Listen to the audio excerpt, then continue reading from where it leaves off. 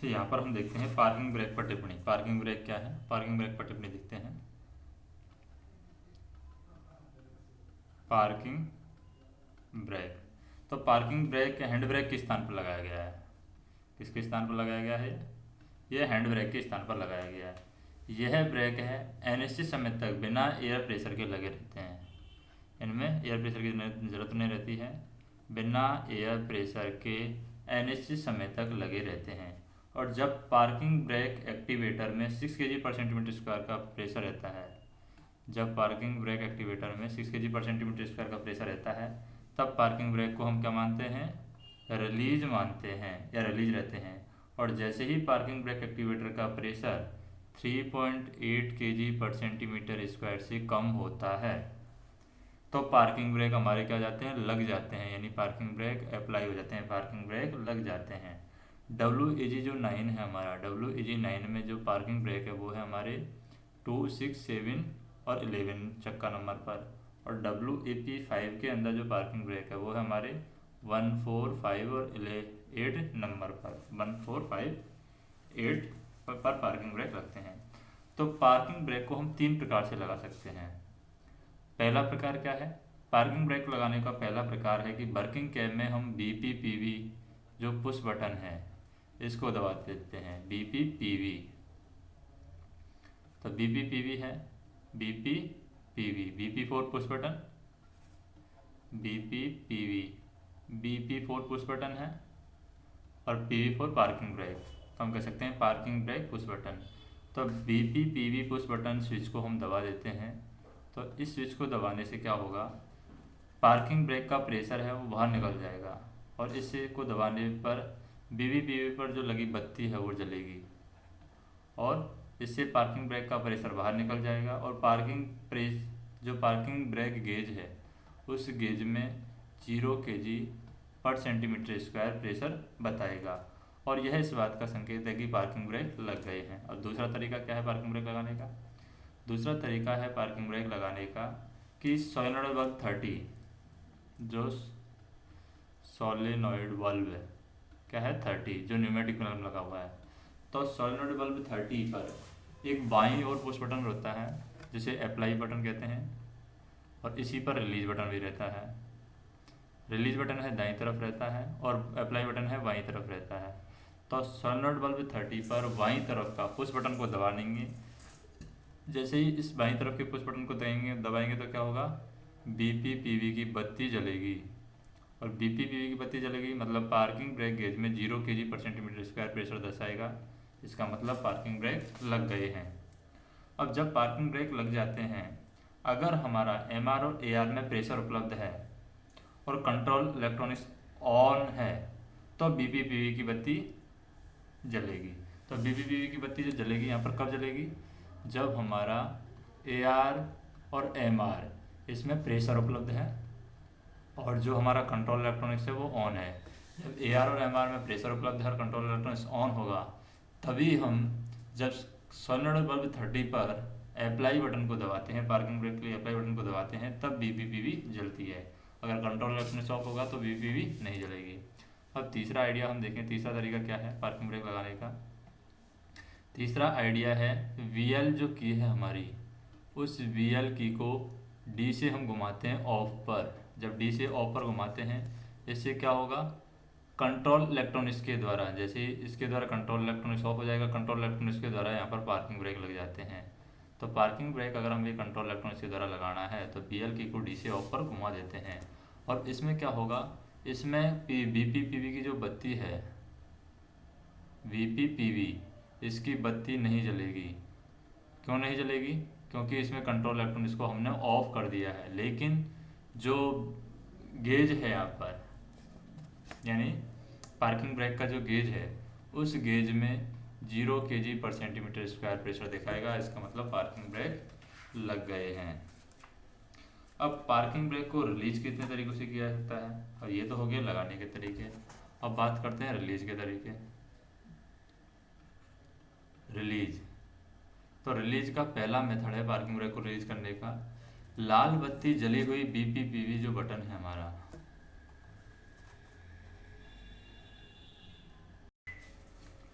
जैसे हमने parking brake लगाना सीख लिया है, अब रिलीज करना सीखते हैं। तो रिलीज करने का पहला तरीका है कि लाल बत्ती जब हमारी BPPV पे जलती है तो उसी को हम प्रेस कर देते हैं एक बार, और जैसे ही BPPV को हम प्रेस करते हैं तो ये बत्ती बुझ जाती है। BPPV की जो बत्ती है वो बुझ जाती है, पार्किंग ब्रेक रिलीज हो जाते हैं।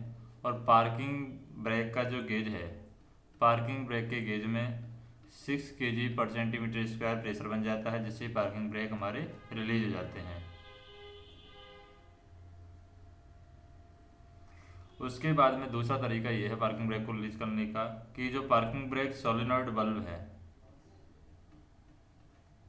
सोलेनॉइड बल्ब, तो पार्किंग ब्रेक सोलेनॉइड बल्ब 30 है, उस पर दाईं तरफ क्या लगा होता है, एक रिलीज पुश बटन होता है दाईं तरफ, रिलीज पुश बटन।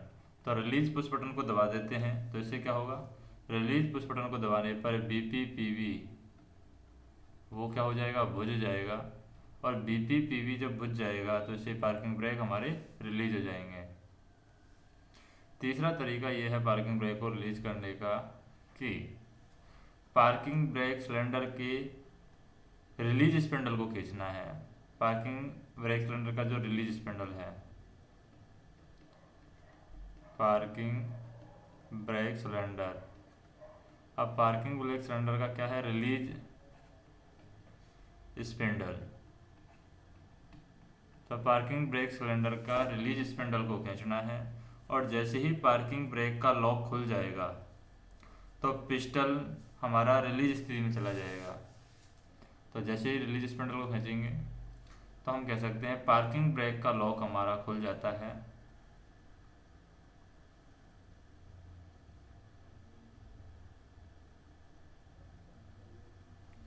तो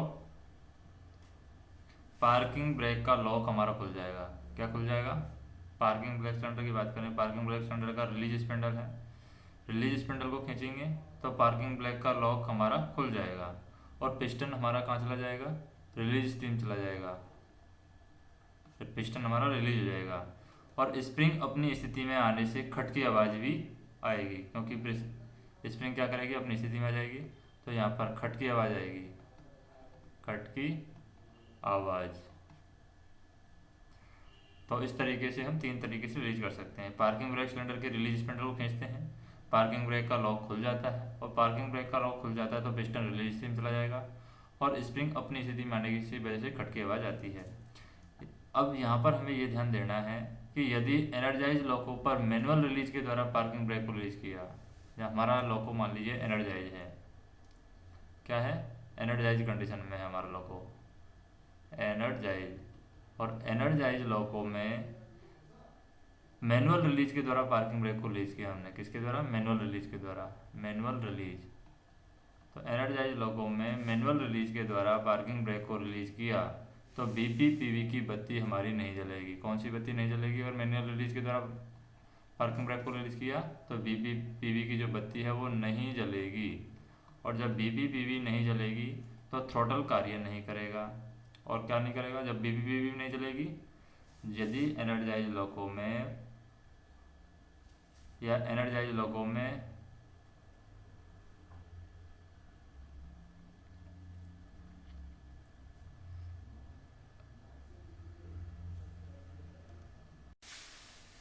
तो जैसे ही हमने एनर्जाइज लॉको पर मैनुअल रिलीज के द्वारा पार्किंग ब्रेक को रिलीज किया तो BPPV की बत्ती नहीं बुझेगी और थ्रॉटल कार्य नहीं करेगा। क्या कार्य नहीं करेगा, यहाँ पर थ्रॉटल भी कार्य नहीं करेगा। इस स्थिति में BPPV को दबा करके हमें रिलीज करना है। फिर हमें क्या दबाना होगा, BPPV। तो इस स्थिति में हमें एनर्जाइज लॉको में मैनुअल कंट्रोल नहीं लेके BPPV को दबाकर रिलीज करें। ब्रेक ब्लॉक को हिला करके पार्किंग ब्रेक का रिलीज होना सुनिश्चित करना है। हमें क्या करना है, ब्रेक ब्लॉक है उनको हिला करके भी देखना है कि पार्किंग ब्रेक रिलीज हो गए हैं। दूसरा तरीका क्या है, दूसरा हमारा पॉइंट है, पहला पॉइंट तो ये हो गया ध्यान रखने लायक। दूसरा पॉइंट है कि डेड लॉको में प्रेशर नहीं रहने पर, क्या है, डेड लॉको है हमारे पास में, और डेड लॉको में प्रेशर नहीं रहने पर भी पार्किंग ब्रेक लगे रहते हैं।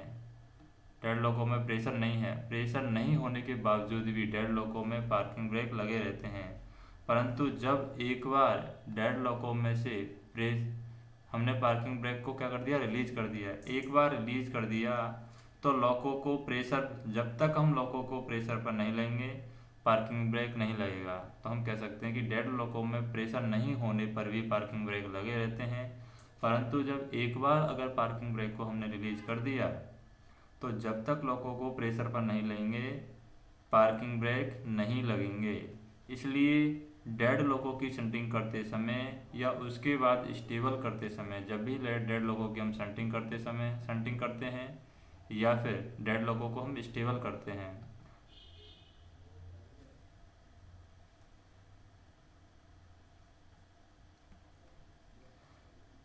तो उस समय हमें इस बात का ध्यान में रखना है कि डेड लॉकों को वुडन वेजेस के द्वारा सुरक्षित करना है। जब भी डेड लॉकों को हम स्टेबल करना है तो वुडन वेजेस के द्वारा डेड लॉकों को सुरक्षित करना है। तो हम कह सकते हैं यहाँ पर कि डेड लॉकों में प्रेशर नहीं रहने पर पार्किंग ब्रेक लगे रहते हैं, परंतु जब एक बार उसको रिलीज कर दिया तो जब तक लॉकों को पर प्रेशर पर नहीं लेंगे तब तक दोबारा से पार्किंग ब्रेक नहीं लगेंगे। इसलिए डेड लॉकों की शंटिंग करते समय और उसके बाद डेड लॉकों को स्टेबल करते समय यानी स्टेबल करते समय हमें डेड लॉकों को वुडन वेजेस के द्वारा सुरक्षित करना चाहिए। तीसरा पॉइंट है हमें यहाँ पर ध्यान रखना है, पार्किंग ब्रेक की लॉकिंग स्थिति क्या है। पार्किंग ब्रेक लॉक हो जाते हैं कई बार। पार्किंग ब्रेक लॉकिंग, तो पार्किंग ब्रेक की लॉकिंग स्थिति क्या है। तो पार्किंग ब्रेक को अप्लाई स्थिति में या रिलीज स्थिति में लॉक किया सकता है। या तो हम अप्लाई स्थिति में भी लॉक कर सकते हैं पार्किंग ब्रेक को, यानी पार्किंग ब्रेक लगे रहेंगे, या फिर पार्किंग ब्रेक को रिलीज स्थिति में भी लॉक कर सकते हैं, यानी पार्किंग ब्रेक वापस नहीं लगेंगे। इसलिए सोलेनॉइड बल्ब 30 पर रिलीज और एप्लीकेशन प्लंजर पर लॉक करने की व्यवस्था की गई है। तो यहाँ पर ये व्यवस्था कहाँ पर की गई लॉकिंग की, सोलेनॉइड बल्ब 30 पर इसकी व्यवस्था की गई है। सोलेनॉइड बल्ब 30 है, तो सोलेनॉइड बल्ब 30 पर यहाँ पर क्या की गई है, पार्किंग ब्रेक का जो नॉब होता है उसको लॉक करने की व्यवस्था की गई है। तो वहाँ पर रिलीज और एप्लीकेशन प्लंजर दिया गया है, एप्लीकेशन प्लंजर पर ही लॉक करने की व्यवस्था की गई है।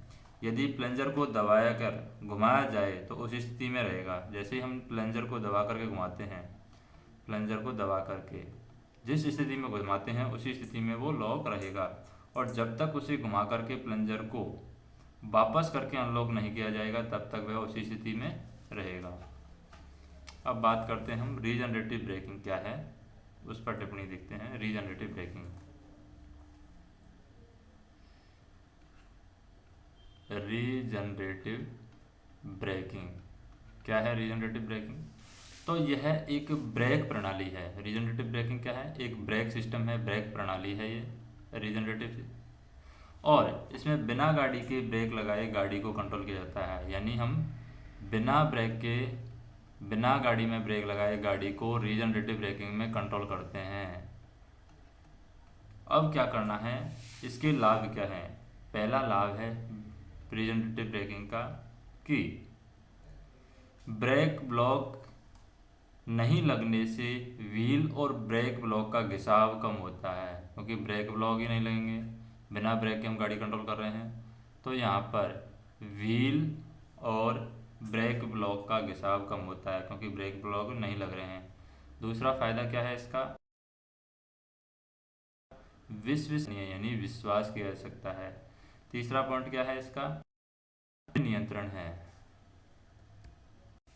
तीसरा इसकी फैसिलिटी है रीजनरेटिव ब्रेकिंग की कि निर्विघ्न नियंत्रण है, यानी इसमें कोई बाधा नहीं है, निर्विघ्न नियंत्रण है, आसानी से इसको बिना बाधा के नियंत्रण कर सकते हैं। तो निर्विघ्न नियंत्रण। चौथा पॉइंट है इसके लिए कि ब्रेकिंग के समय उत्पन्न ऊर्जा को वापस हम ओएचई को दे सकते हैं, क्योंकि रीजनरेटिव ब्रेकिंग करते हैं तो रीजनरेटिव ब्रेकिंग के समय जो ऊर्जा उत्पन्न होती है उसको वापस हम ओएचई को दे सकते हैं।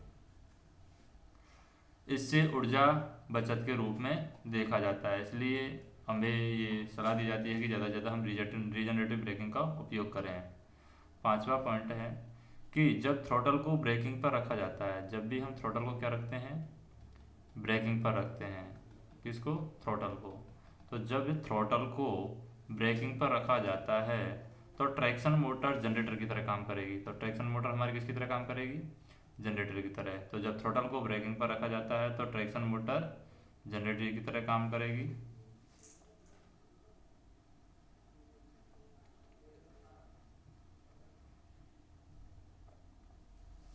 और जब ट्रैक्शन मोटर जनरेटर की तरह काम करेगी तो थ्री फेज एसी सप्लाई उत्पन्न होती है। तो जनरेटर से क्या होगी? यहाँ पर थ्री फेज एसी सप्लाई उत्पन्न होगी, हमें थ्री फेज एसी सप्लाई उत्पन्न होगी। अब ये जो थ्री फेज एसी सप्लाई है ये ड्राइव कन्वर्टर के द्वारा, ये थ्री फेज एसी सप्लाई हमारी ड्राइव कन्वर्टर के द्वारा, डीसी के द्वारा, ड्राइव कन्वर्टर के द्वारा किस में बदल जाएगी? ये डीसी में बदल जाएगी ड्राइव कन्वर्टर के द्वारा। तो ड्राइव कन्वर्टर इसको डीसी में बदल देगा, फिर डीसी से ये किसको जाएगी? डीसी लिंक को जाएगी। अब ये डीसी से डीसी लिंक हो जाएगी, डीसी लिंक के माध्यम से ये किसको दी जाएगी? डीसी लिंक के माध्यम से ये लाइन कन्वर्टर को दी जाएगी, लाइन कन्वर्टर। अब फिर लाइन कन्वर्टर में क्या होगा? लाइन कन्वर्टर में डीसी सप्लाई है।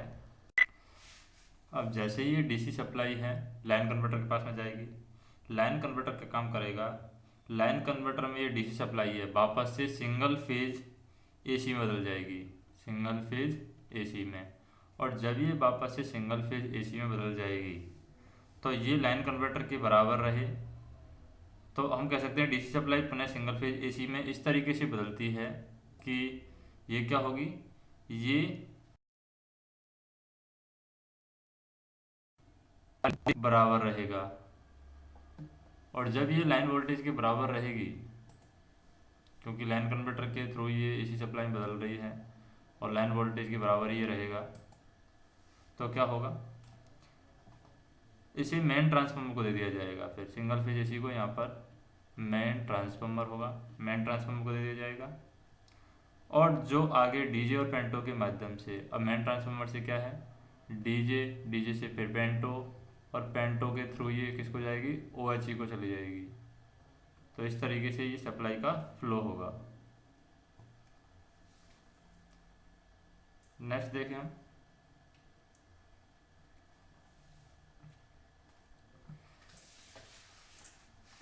कि जब हम रीजनरेटिव ब्रेकिंग यूज करते हैं तो रीजनरेटिव ब्रेकिंग के समय टीवी मीटर है नीचे की ओर रीड करता है। तो ये अगला पॉइंट है हमारा कि टीई और वी मीटर है वो हमारा नीचे की ओर रीड करेगा, नीचे की तरफ रीड करता है।